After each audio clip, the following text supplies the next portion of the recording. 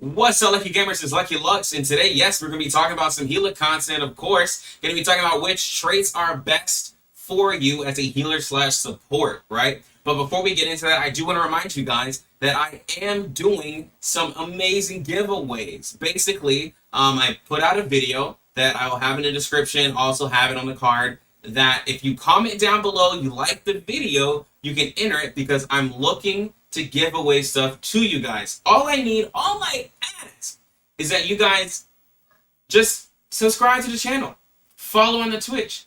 Every 100 followers, I'm giving a battle pass. When I get to 2,500 subs on YouTube, I'm giving $100. At 5,200, 10,300. And depending on the speed at which you guys work, I might increase that. You know what I'm saying? But you guys gotta like comment and like, you gotta interact. You gotta do it. Because I ain't gonna just give the money just to give the money. You guys gotta work for it. Like, imagine missing out. Imagine missing out. And literally, it's for the battle pass, it's endless. Every 100 followers. I don't care. Like, every 100 followers. If y'all give me 1,000 followers in a month, that's 10 battle passes. I'll keep giving them out. I'll keep giving them out. I'm about to like announce the winner for this first one because y'all got me up to my first goal. And now we're working to the second. But again, imagine missing out on that. But anyways, let's go ahead and hop into this video and talk about these traits.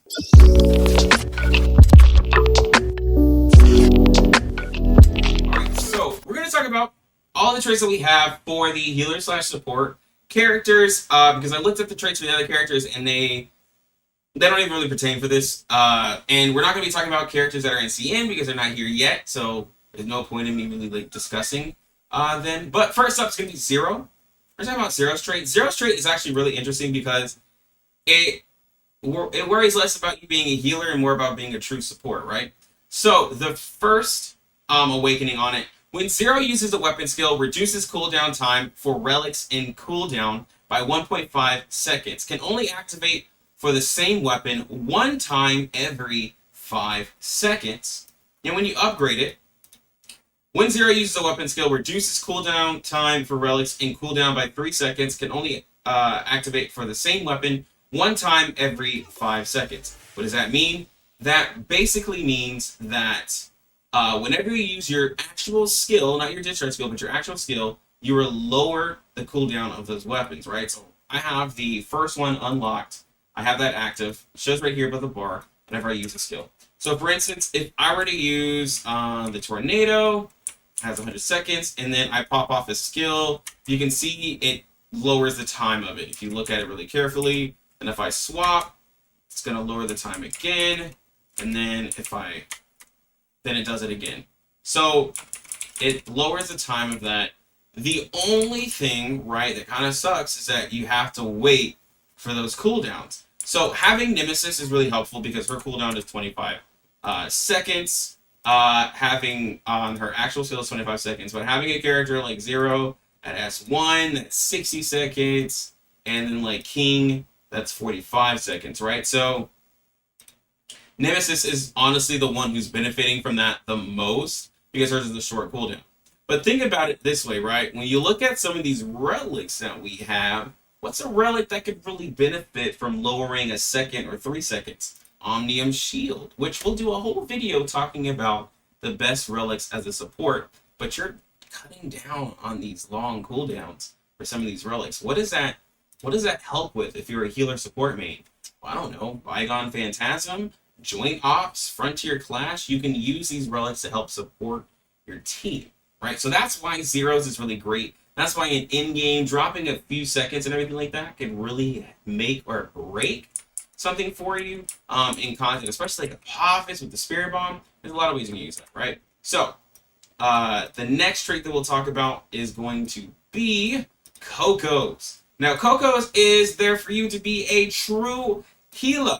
It helps your healing amounts. When Coco Ritter uses a support weapon, increase healing effect she inflicts on others and receives by 20%. This will make you an Omega healer and give you more sometimes than what you need.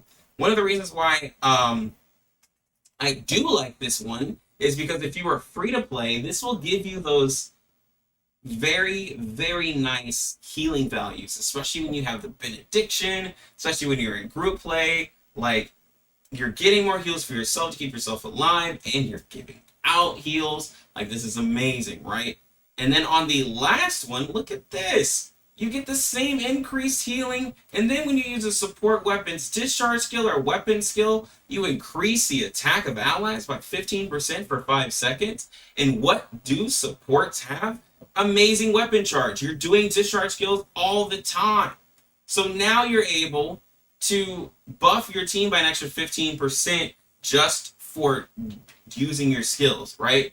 So this is helpful for you if you're just needing to push damage while you're using like Nemesis skill, right? Now you're giving people extra attack. If you're doing Frontier Clash, Join Ops, you're giving those people who have like amazing DPS that 15% extra, right? Like, think about it this way. If someone's doing 5 million damage and you're like, yo, take this like 15%, that's an extra 750,000 like damage, I believe, right? I did my math right? Yeah, I did my math right. So like, that's an extra 750,000 damage that you just gave them just for doing a heal.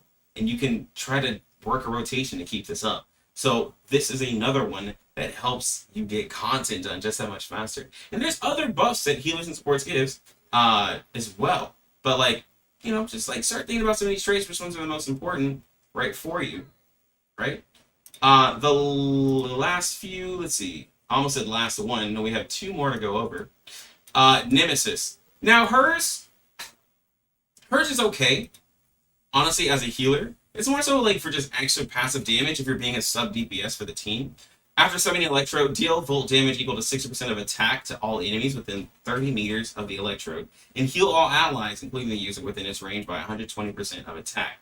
Now, this does give you a burst heal, and it is a really nice burst heal. This helps out. The only problem is that this only works if you're using Nemesis. What happens if you're not using Nemesis on your healing team, right? I have an S6 Nim, so I have a reason to use it. But what about those who don't have Nim? At S6, you just have S1. Is this as helpful to you, right? You're only summoning 1 Electrode, right? And this might not be the best for you when you can just increase your healing overall, right? If you're using like Pepper, if you're wanting to lower the Relic, right? This one is good, it does a heal, but the others are more supportive, right? Increasing attack of everybody, lowering the relics. So this one again is just decent, but not as supportive. Even with the 4,000, it just gives it more extra attack on that damage and a little bit extra bigger heal. You'll get the burst heals, it'll support for that burst heal, and it'll keep that, but that's all it'll do. It doesn't, it's just healing. And sometimes in some of this content, only healing is not going to cut it. You need to also support and do damage buffs, try to immune some damage, help with that shielding or something like that. Just healing is not going to cut it for like super end game. And then the last one, I could just sit on the screen. The last one I'll talk about for the support ones, we have Pepper. Pepper's Revival. Yeah, it's not that great. This just increases the restoration effects you have on your food. Right? So please don't. Please don't do this. Don't do this.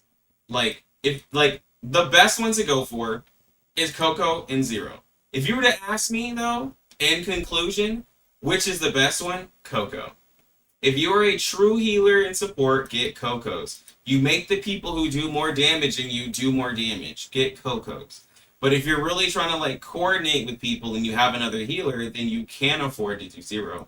But Coco Ritter's passive is better. It gives you more healing. You can, that 20% it's giving you can make up for you not having as much CS as other people. And that 15% extra attack can make up for the fact that you're not doing as much damage as other people, right? Because you're giving everyone 15%.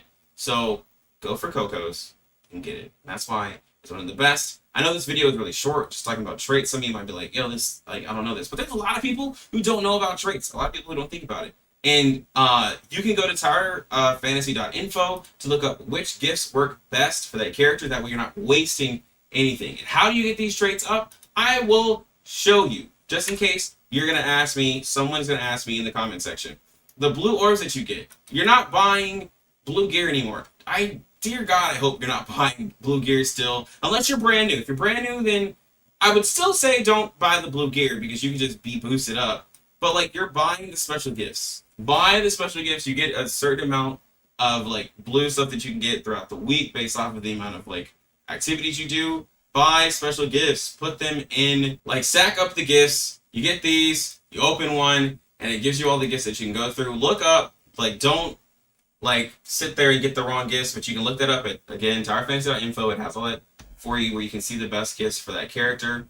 But just make sure you're bidding up the traits, because that will help you as a healer just to do better. You can go with whatever trait you want. If you're doing it based off of waifu for Nemesis, do that. I'm just saying, if you want to be practical, Coco Ritters is the best. But guys, that's pretty much all I have. And again, remember what I said at the beginning of the video. Please comment down and like that video. That way you can get the battle pass, because I will be giving this out. I also have a challenge on Twitch, but the only way for you to know that is for you to Twitch stream, where you can also have a chance to get another $100. I am trying to support you guys and give y'all money, but y'all need to do stuff. Y'all need to work for it.